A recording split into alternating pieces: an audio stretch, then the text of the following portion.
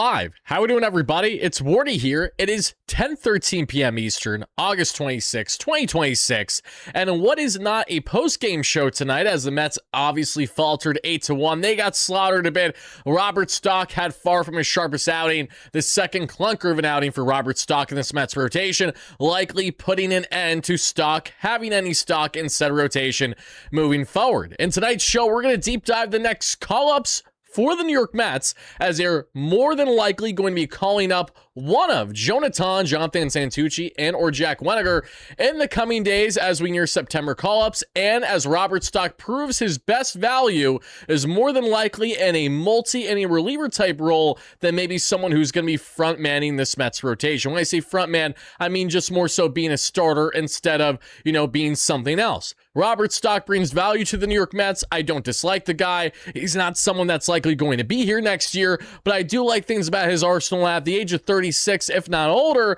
Obviously, he has limitations as to what he can bring to this Mets team. So it goes without saying, it makes more than enough sense for the New York Mets to go out and make a call-up that is long overdue, either to bring back Jonatan, to give Jonatan Santucci a look after his fantastic latest outing, or Jack Wenninger, who simply dominated his latest outing there for AAA Syracuse, all of which have rightful reason to suggest they are deserving of that call. We're going to compare, contrast, and ultimately come to the conclusion as to which starter is most likely to be called up by the New York Mets next in this group. And yes, if you're watching this right now wondering why am I showing highlights from last night's game, because that's the only game that's relevant in my mind. I don't know about you, okay? There were no highlights to show other than all Brewers highlights today. Yeah, the Mets had one run driven in thanks to Francisco Alvarez today, but that's all she wrote, okay?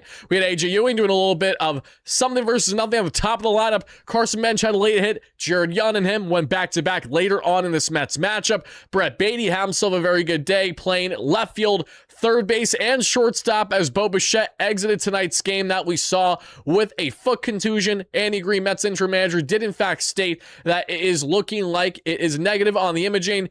Bichette should be okay. He's day-to-day, barring changes, as well as he came in for Lindor, that being Beatty, at the end of the game, but that was just because the Mets were already losing by 7 runs, and they were like, you know what, let's have Lindor's game end just a little bit before the final out. So that's the latest on the health status, and really that's all you need to know in a nutshell from this ball game. I'm not going to really deep dive this one much today. Again, Robert Stock gives up 7 earned runs across 4 innings. That's why we're talking Mets call-ups right now, because not only is it a foregone conclusion that the Mets are going to be doing these call-ups here within the next as soon as a day, 48, if not 72 hours or so, but obviously they are looking like they are now more positioned than ever to give these guys that earn the right to be here finally a look. And when we talk earning the right to be here, that's something that is imperative that we have to remember. These are from Andy Green, Mets interim manager, in which he stated to the media himself not all that long ago, along the lines of, listen, when it comes to September call-ups, it's going to be guys who have earned the right to be here, not just because of the fact that, oh, we have to just bring up a pitcher for the sake of calling up a pitcher. Now, who is most deserving in this group is what's going to be not only subjective for all of us, but we'll at least narrow it down as to what the likeliest candidate is.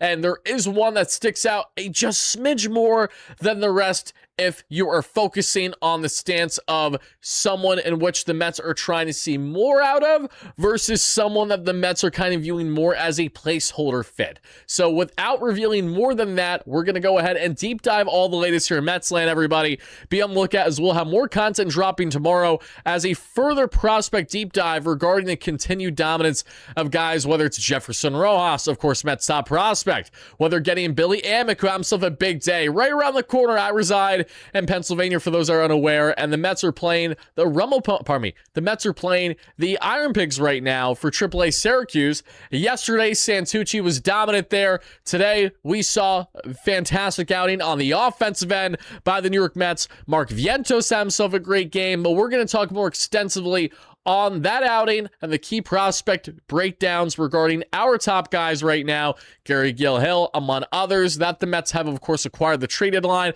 my dog Emilian Petrie, and much more in a separate video tomorrow. I want today's emphasis to really be, again, on these call-ups. So hit that like and subscribe on your way in, everybody. I greatly appreciate it. Let us know your thoughts, reactions, most certainly analysis down below on not only the Mets faltering tonight, 8-1 is your finals. Robert Stock got absolutely rocked for the second time this season as a Mets starter, But I definitely want to hear from you guys. Again, out of the 3 pitchers that we're deep diving this evening, from Jonatan Ton to Jonatan Santucci to Jack Wenninger, who do you think is most important to get the call next? Who do you think is most deserving to get the call?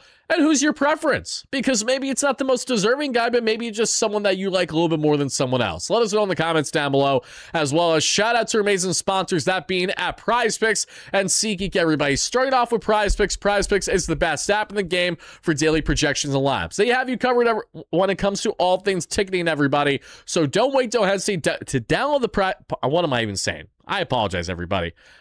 Let's rewind that.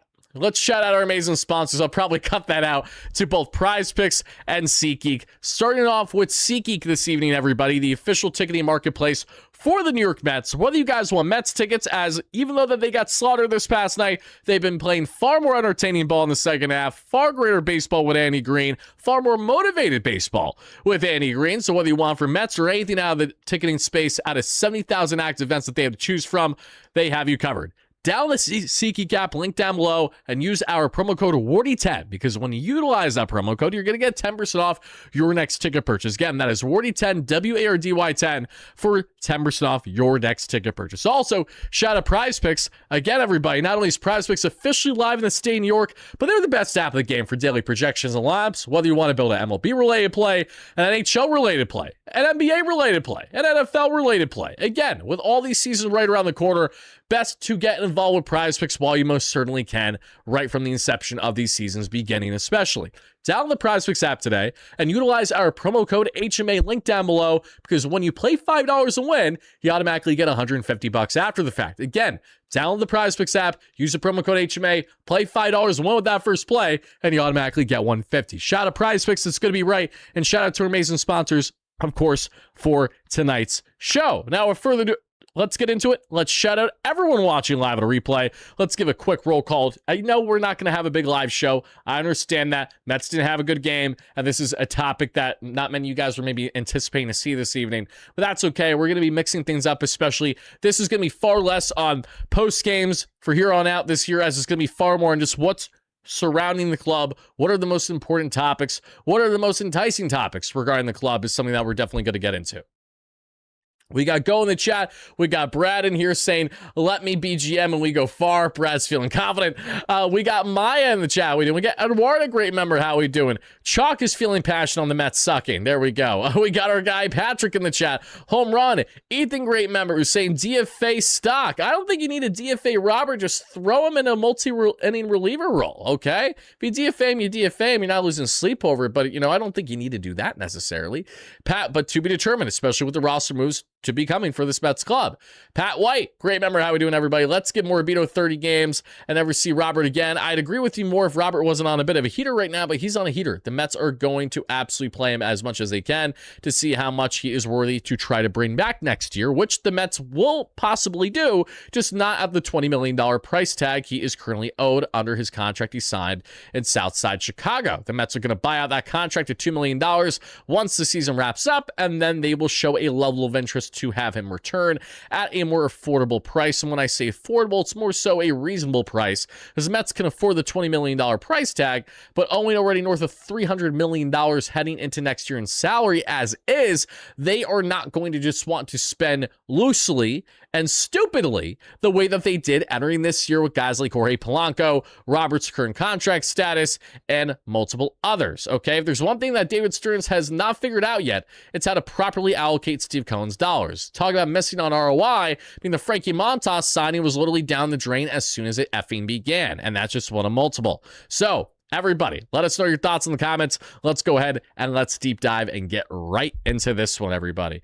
Let me go ahead and do this real quick. One final topic that I did want to mention to each and every one of you, in case you guys and gals are unaware. We dropped a video earlier today regarding the LA Dodgers majority owner and Mark Walter, who, as we are all very well aware of by now, you should be well aware of, unless you've been living under a rock. Mr. Walter's under federal investigation, as we know, because, when you allocate billions of dollars in a fraudulent fashion, and when you owe billions of dollars, you got to do something about it, right? And the investigation's ongoing, and it looks like Mr. Walter barked up the Steve Cohen tree to get some financial help, some financial aid. So if you want to see our deep dive on that, along with our further reactions from yesterday's big victory, very exciting walk-off victory, as well as other miscellaneous topics in Metsland, I implore you to check out that video after you watch tonight's breakdown. All right, guys? Thank you so much for chiming in this evening. Now let's go ahead and let's hop into it, because the final thing that I have to say about the Mets losing 8-1, they're 16-73 on the year. They are not making playoffs as much as we would like them to. They've been playing far greater baseball under Andy Green, and Andy Green has been motivating, okay? And I've really thoroughly enjoyed his post-game pressers every single day. I'm going to expand more on what he stated about guys like Vientos in particular, about his role, because I thought that was very important in tomorrow's content. But all in all, I'm just really encouraged with how the Mets have played as a collective group. They're not going to win every game, obviously. They're far from the most talented team in baseball, but you see the excitement in the youth movement with Ewing and Benj, and you see how that has naturally kind of went across the club, and a new voice and a new change, and honestly, a very affirmative voice who is being straight shooter as much as one can be while giving ample opportunity. And Andy Green, it's boding really well for this Mets team. So listen, it sucks to see them lose 8-1. Obviously, I'm not happy, but much was the case the last time Robert Stock got rocked. The Mets weren't able to perform offensively in that start either, because again, when you give up a total of 7 runs in your first 3 to 4 innings, it's not an easy thing to get the offensive flow and juices going, regardless as to maybe how good or how bad the opposing starter is going to be. Because Dustin May started that game and then went down right away, that we saw with injury, if I'm not mistaken, there for the Brewers. So then you obviously get Gasser coming in, who won 5.1 strong innings of work against the club, and then the rest of the bullpen did their job. Again, the Mets just didn't have it.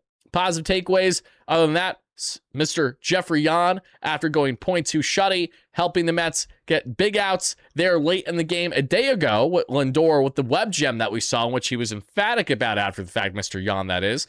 He went 2 fantastic innings today with 1 walk, 2 strikeouts, no hits allowed. Jeffrey with a flat 3 ERA as a Mets reliever so far this year, dotting the corners 98 to a hundo. Danilo Nunez also had himself a scoreless outing. So again, the Mets bullpen still doing its thing. Nate Lavdog yesterday, 2 shutty. Brilliant work for the Southpaw. He's now pitching 9.2 scoreless innings to begin his major league career. Not just Mets career, major league career, okay? So loving all of that, but that's all she wrote. The Mets offense had nothing to show in this matchup, so I got nothing else to say. They went 9 hits to 1 run, and it went 1 for 7 with leaving 9 on base when looking at runners in scoring position. Now, the prospects. The Mets are going to be calling up the kiddos, okay? It's an exciting time, because while it is sad to see this season come to its end, this is a season we all are going to be wishing to forget, but we're going to cling on to what was a lot of second half entertainment and a lot of things to be, I think, happy about.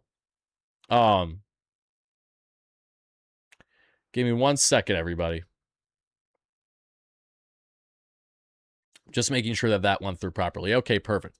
So, what I was getting at, though, with this is that when we look at what the Mets are doing, let's talk about these guys who's going to get the call next. Because, again, while it is unfortunate that the season is reaching its conclusion, it's a bittersweet thing, because on one hand, I am not going to miss the season at all. And on another hand, I am enjoying this second half, obviously, for a team that's played around 500, if not above 500 ball for Mr. Andy Green since he's become interim manager. The Mets have won 13 of their past 20 games. So, again, 13-7 or so over that stretch, not all that bad. Again, Andy, for the most part, has done a really solid job on vocalizing himself, not only, in a straightforward fashion, but in a fashion in which players can most certainly relate to, as Andy's a former player himself as well. So, with that being said, Andy having the emphasis when it comes to September call-ups, they said in media over the past couple days, that it needs to be people that earn the right to be here. So I want you guys to bear that in mind as we talk about who maybe is most deserving of the call next for the New York Mets. Is it option A? And option A, everybody, for those that have not been paying attention, is one who has obviously gotten a taste at the major league level and is looking to get a call back up to the bigs yet again. And that, my friends and family, is going to be Mr. Jonatan Ton. Now, as you guys can see from Jonah, let's take a quick look at his latest outing. The pitch is swung on and missed, strike 3. Called strike, got him with a cutter. Tong goes home. Swing and a miss, strike 3. Curveball in the dirt, sits down Eaton. 3 strikeouts now for Jonah. So starting off with Mr. Ton, everybody, Jonah has had an up-down year in Syracuse, as we know. I've broken down him extensively over the past month on the platform. We just did a video not long ago talking about Ton and his recent success versus shortcomings this year. And one thing is very important to understand with Jonatan and where he's fallen short this year. A lot of it just has to do with expanding his arsenal and doing what the coaches are telling him to do, okay? They changed his arm slot angle slightly so he's not exactly Lincecum-esque as you would currently see with his release points. Take a look at this. Again, watch the entire lineup of follow-through for Ton here. Okay? I want you to pay attention to the hand placement. You see that angle for Jonatan? Last year, he was a bit more over the top, right? Jonah's been pounding the strike zone that we have seen so far for AAA Syracuse. And one pitch that he has hammered a lot this year is part of his new looking arsenal, that being the cutter. Now, the cutter's fluctuated with its success. It's gotten barreled hard. He's given up a lot of long balls. He's given up 20 plus home runs in AAA Syracuse this year, which is quite the contrast from giving up just 2 in all the minor league season last year prior to his major league call-up in 2025. So, why was this? Again, it's heavy spam of the cutter, not having the same Vulcan change that he once had of a grip. It hasn't been utilized to the same degree this year because the Mets have been toying with things. Again, Jonah's at the age of 23. So after having the level of success he had last year for the Mets and the small sample this year pitching to right around a 3.6 ERA or so, the Mets know that there's a lot of value in Jonah becoming a weapon for the club. But I think that the jury's still out there as to what is going to be his best role. Is Jonah someone that's going to truly progress as a full starter type, or is he a better reliever profile? And currently, I think Jonah has all the makings of still being a viable starter at the major league level, okay? Furthermore, I understand the counter to suggest, hey, this guy might be better as a reliever. That really goes for any starter that doesn't figure it out fully at the major league level, okay?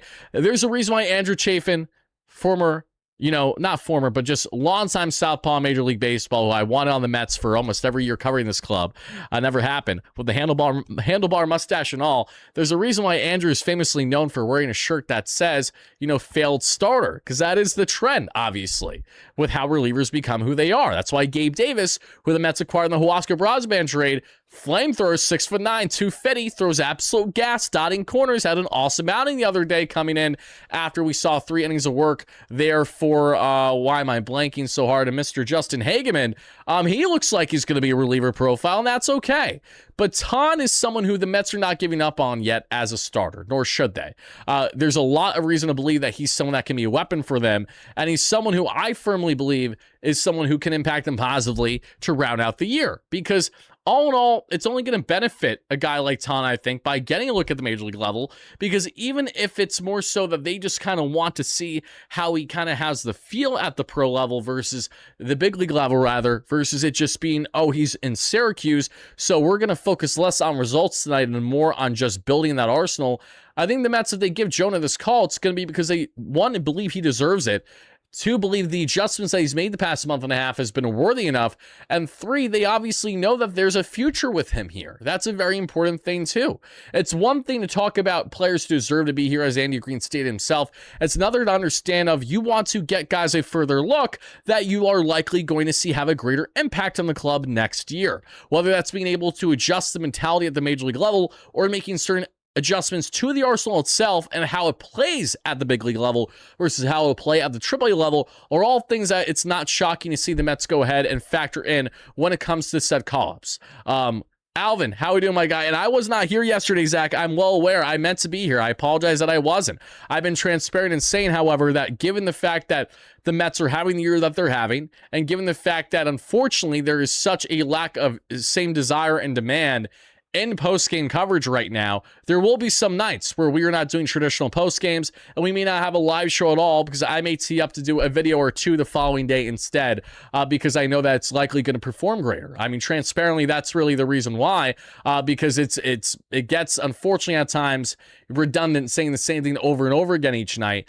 Last night was different. I loved how Zach pitched. I just unfortunately was not able to be live in time at a reasonable hour for you guys. And because of that, I just want to halt that discussion until the following morning instead of doing it at like 1 a.m. Say a handful of people, and then the algorithm doesn't hit it up, and then no one gets a chance to watch it when I think some people would have enjoyed it. So nonetheless, we will 100% be doing a lot more post-game shows, but they will not be traditional post-games. As I mentioned, some will be like shows like tonight where we're going to be talking about miscellaneous Mets topics because they're more relevant than the Mets having an 8-1 loss this evening, right? You know, that goes without saying. So we have to adjust, and we're going to continue to adjust because with the lockout pending, we're going to get very creative on the topics that we discuss because I do this for a living, and in order to do it for a living, we have to continue to pump out the content regardless as to what the status of the club is. So be on the lookout as we're going to continue to get unique and continue to have fun with these topics. And I'm really looking forward to doing prospect deep dives in ways I haven't before, with bringing on not only experts, but also bringing on the platform as we get in the offseason,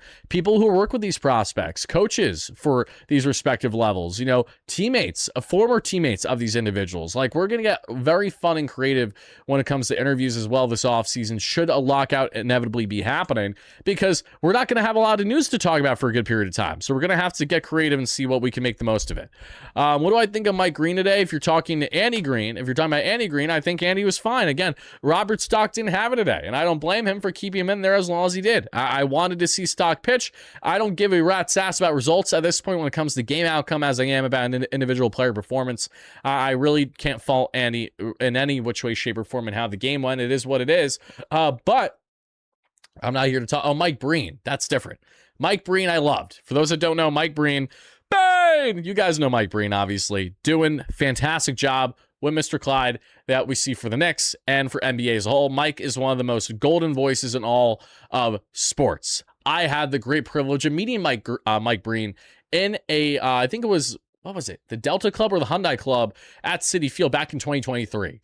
Was taken back when I saw Mike walking around. I had to take a photo with him and chopped it up with him for a couple moments because he's definitely been an inspiration of mine, and being in the industry to a degree, just is one, a selfless human being, which I admire heavily, but two, a truly diehard Mets fan. And Mike had a lifelong dream come true today, and that was having the privilege of being alongside Mr. Gary in the SNY booth today, and to be a part of that experience, Gary and Ron, and just to know that something that he's longed for as one of the most golden voices in the NBA's entire history, that this was something that he was able to finally check off his bucket list, was really cool to see. While this was a failure of a game for the New York Mets, it was an awesome moment that Mike was able to share for himself and upon all Mets fans, myself included, who admires himself greatly. Okay? He's sick.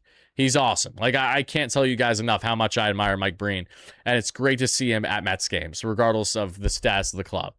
I do think we're getting a full-blown lockout, Mario. I just don't know to what extent. Like, I don't think we're going to have the entire season go, but I think it'll be a hybrid of what happened entering 2023, but worse. So, to be determined. Having said that, though, let's get back into it. Let's talk here on Jonatan. I apologize for those little side tangents. That's what happens when we answer the chat naturally. But Jonatan, if we deep dive his numbers further, everybody, this season that we've seen again, with the New York Mets in 10 innings, he had a 3.5 ERA, basically.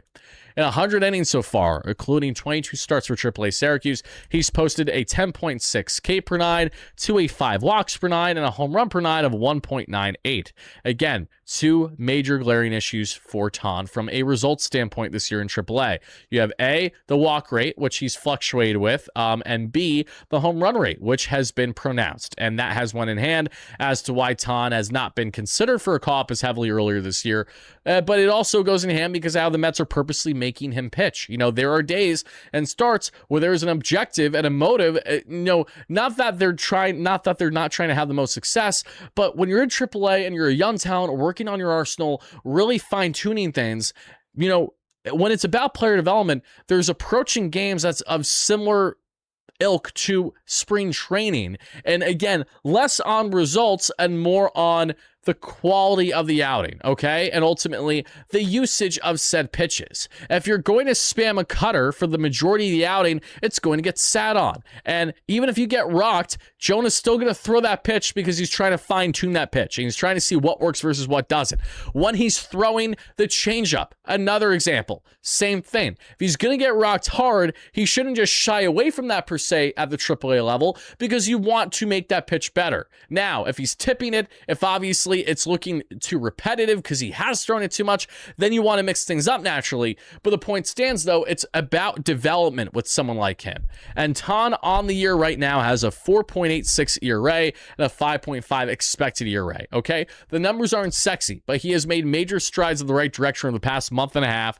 The walk rates have fluctuated, the home run rates have fluctuated, but Ton has all the makings of being someone who can impact the Mets positively as we enter next year. Because again, this is far less on results with Jonah this year as it has been on development. And if Jonah doesn't get the call, I'm not losing sleep over it, but you should not at all be surprised if he does and when he does, because A, he's already had a taste of the major league level, so there's already an expectation there. You know, there's already a level of, even if it's not great, comfortability. And we do also have to bear in mind with someone like Ton that what benefits him in a call-up scenario versus maybe some of the other guys we'll get into is that they need to be on the active 40-man if they need to be, but if they're on the Mets active roster, if they're on the 40-man, if I'm not mistaken, they cannot begin the year in the minor leagues at a normal season. So, for example, if the Mets decided not to call up a guy that's been in the minors all year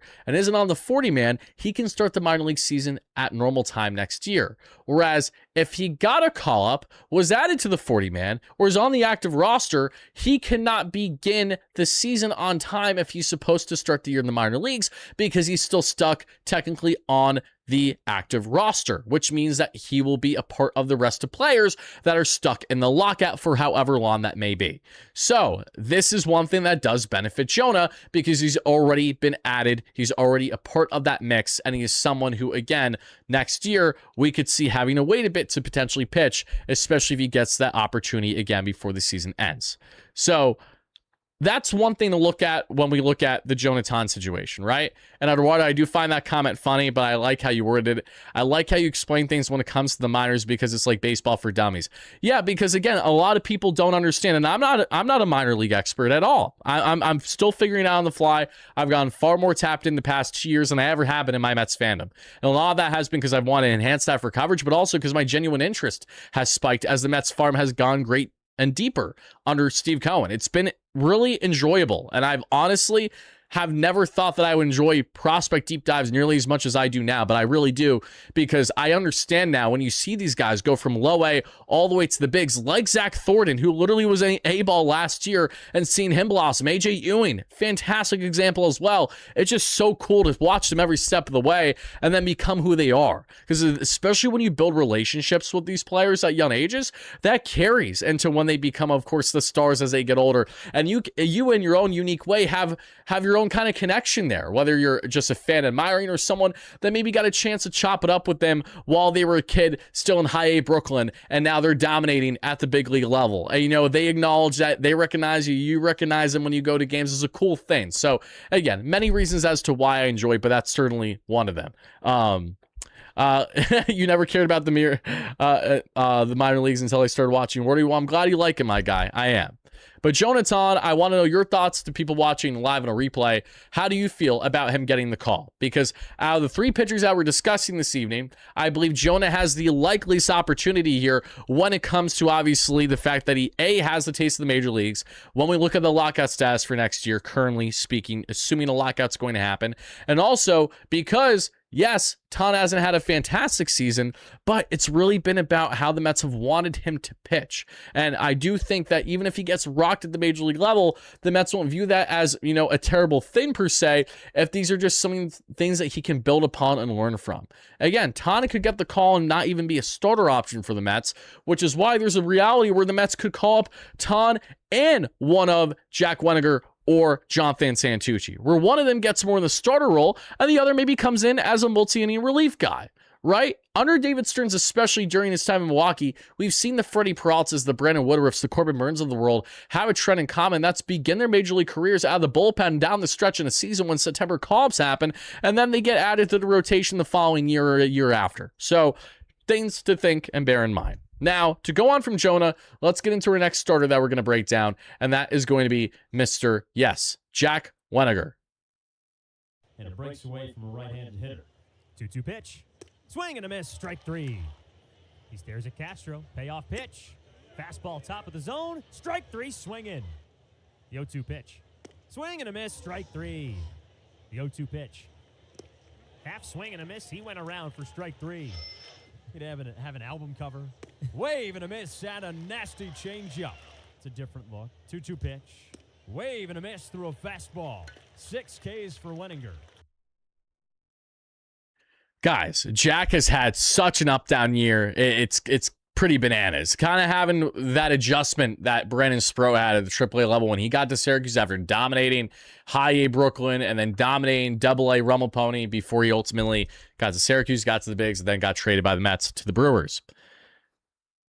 Having said that, though, Jack, who started off the year red hot, fantastic first month and a half, then got his tit slit for a good chunk of summer. Didn't look good. Now Jack Wenninger just had his best outing, arguably, of the entire season in Syracuse. The stuff looked very good. No runs, no hits, 6 punchies for a 5 shutty outing. Jack, here's the argument as to why Jack Wenninger may very well get the call next. And it's an argument that I don't mean as a slight to him in any which way, shape, or form. But Jack is the most likely of this 3-headed monster of a prospect group that will probably be a reliever type for the New York Mets as things are currently looking. And because of that, I don't think the Mets view Jack Wenninger in the same exact light as they do Ton and Santucci from a long-term value standpoint when evaluating the rotation and viable options. I don't see this as a slight towards Jack. I just think he profiles better as a reliever. And I truly stand by that. I said when Jack started to blossom over the past year when he was awesome to a sub-3 ERA for the Rummel Ponies, helping them win their championship last year with Ton and with Ryan Lambert and others, I said how I feel like Wenninger is going to have this kind of Blades hittable impact on the club, or when he does get the call, it will be more in that kind of reliever role, that hybrid role, and that might be a role that he could thrive in. And if not, maybe he is a starter option for the club. But you keep him as a starter. If it doesn't look good, you make that transition, and then you move forward. But Jack's season, like I said, it's been up and down.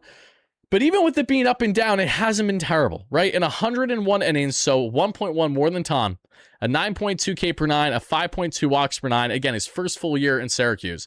A 1.3 home run per 9, a 4.1 ERA, but he's had some lady luck on his side. He's benefited by solid defense around him. His expected numbers aren't as favorable at 5.65 on the expected ERA, which is a more important statistic than baseline ERA because it actually accounts for, you solely as a pitcher instead of the defense around you, because the defense around you is something that, gets acknowledged, but not acknowledged enough with baseline ERA, with how things can be.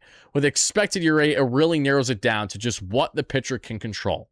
So when you see that number, it isn't great. You also understand that Syracuse success or lack thereof isn't necessarily the same as big league success, right? We know that results only mean so much in the minor leagues, but it's about the stuff, it's about the feel, it's about the comfortability. Jack, again, strikes me as someone who I think when he gets the call, and I do believe he is going to potentially get the call here in September, is that it will be more in that reliever role. Maybe the Mets give him a first start like a stock, but he might only go 3 innings for you. So out of these 3, who am I most confident in to probably be a reliever profile currently? It's Jack Wenninger, at least in the Mets organization. Maybe if he gets traded down the line, it could stay more as a starter profile elsewhere. I don't know. Right now, I'm just not overly confident in him to stay as a true starter. And I don't see that as a slight. I just say that as what his game provides, what the Mets are looking for the rotation, and how much of X factor stuff does he have in his arsenal in ways that I firmly believe Jonatan Santucci absolutely has. Okay? Jonatan Santucci, everybody, carved up the Iron Pigs yesterday. Take a look. Thomas is down on strikes. And he is on the fast track in this Mets organization. strikeout, one in each inning. One extra base hit. It is a triple. Swings through strike three. That was just gas. Two seamers, all of them strikes. The last two at 95 miles an hour. He's showing it off right now. He's going to ring up count. And just like that, he's got 7 strikeouts, including 4.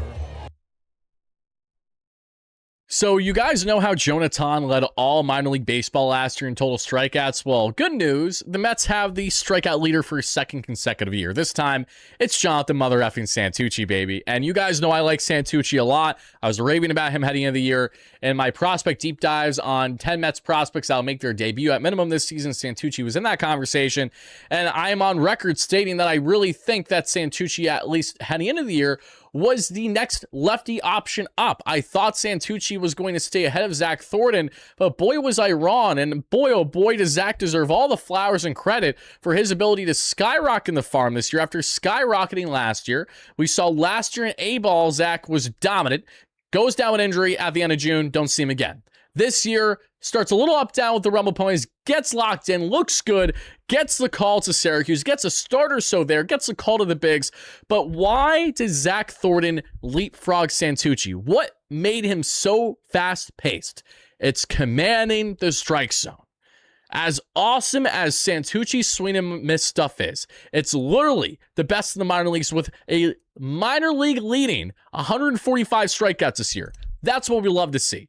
But as dominant and says as Santucci is with his swing and miss stuff, he also can walk everyone and their mother. And one thing that was very consistent with Zach Thornton was his ability to command the strike zone and pound the strike zone. Something that Christian Scott, when right, from the minor league build-up to now the major league, also can do. Scott has fluctuated this year, I understand, but the stuff is still there and is pure. Okay? So, what has Santucci done different? Well, again, he's not only getting himself stronger outings, but this was literally the best outing that he's had as a Mets starter at the AAA level yet this year, okay? Best one yet for him as he went fantastic across 5+ innings of work. Let me pull up the exact stat line for each and every one of you. I have it right here, right now. Let's see here, or this was from today's game, so disregard this, but let's go to the one from yesterday, because yesterday was Santucci, at the time of us talking at least. And of course, the Mets lost that game 2-1, because God forbid they gave him run support. That's a shame. Nonetheless, Santucci, though, 5 innings, 5 hit, 2 earned run, 1 walk, 7 strikeout ball, does have a 6.6 ERA right now still in AAA, because he got rocked terribly his last out. He did not look good at all his previous outing to that. But still, this year for Santucci, in 109.2 innings across 24 starts, a 23-year-old southpaw has an 11.9 K per 9, a 5 walks per 9, a tremendous .49 home run per 9. So the long ball has not been biting him much at all yet this year. A 4 ERA, but a 6.2 expected ERA. And again, over 6 ERA in AAA this far. He's looked much better as of late. Has more polishing to do.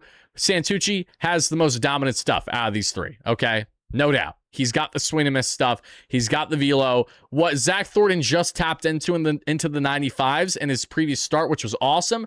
Santucci consistently does that. Can touch 97, 98 on the gun. He is a nice mid to high 90 guy on this in this rotation that I think paired with Thornton would be fantastic. I absolutely see a role where the Mets rotation next year is literally almost completely homegrown, right? You know, you have Noel McLean, you have Christian Scott, you have Zach Thornton, you have Jonathan Santucci, and that fifth spot could either be a Mr. Tarek Skubal, it could be Sean Manaea if the Mets bring him back, if they don't trade him or dump him or something along those lines. It could be someone else, but you know, there's a real world. The Mets are going to have 4 of their 5 starters in their rotation next year that are homegrown guys. And that's really cool because the Mets haven't had that in a decade since, you know, the DeGrom, Thor, Dark Knight, you know, Mats, Wheeler type makeup. Shout out Big Sexy, but he wasn't homegrown. And I know Wheeler's from the Giants. I know Thor was from Toronto, but they developed in the Mets organization. And that's what I'm emphasizing here. So you do get a strikeout, and you do get a strikeout, Alvin. You said it best in the chat. I love that. So here's how we break this down regarding who is the most likely to get the call next. It looks like it's Jonatan. Who is maybe the most deserving of getting the call next? This is an interesting one because depending on who you're talking to, you could say it's Jack Wenninger. Who has the best stuff to give the call next as someone who's more than likely going to be in this rotation next year as a near lock? And that's Jonatan Santucci. So you can break them down in these different categories, but either way, it's going to be one of these three. And I'm looking forward to it. It may very well be two of these three. September call-ups are right around the corner. I'm excited to see how this is all going to transpire. And I definitely want to know from you Mets fans watching live in the comments down below, which starter out of these three are you most bullish on to get the call next? Who do you like the most? And who do you think is going to have the most immediate success at the major league level? Because again, you might think Jonah is most deserving of the call, but maybe Santucci has the most immediate success. Maybe Wenninger does in a reliever role, for example. Again, possibilities are endless here at the moment as we're talking these hypotheticals.